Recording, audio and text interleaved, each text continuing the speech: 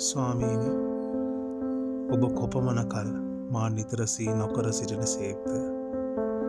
කොපමණ කල් ඔබගේ මුහුණ මාගෙන් සඟවන සේක්ද? කොපමණ කල් මාගේ ආත්මෙන් මන්ත්‍රණ යොදමින් දවස මුළුල්ලේ මාගේ සිතෙහි ශෝකය ඇතුව සිටින්ද? කොපමණ කල් මාගේ සතුරා මා කෙරෙහි උසස් වන්නේද?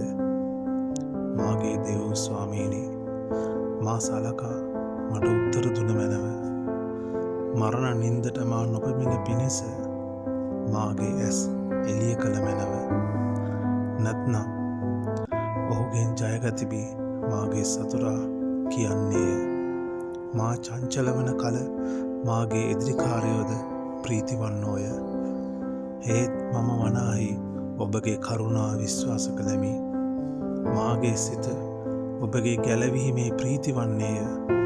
ස්වාමීන් වහන්සේ මට යහපත්කම් කළ නිසා උන්වහන්සේට ගායනා කරන්නෙමි.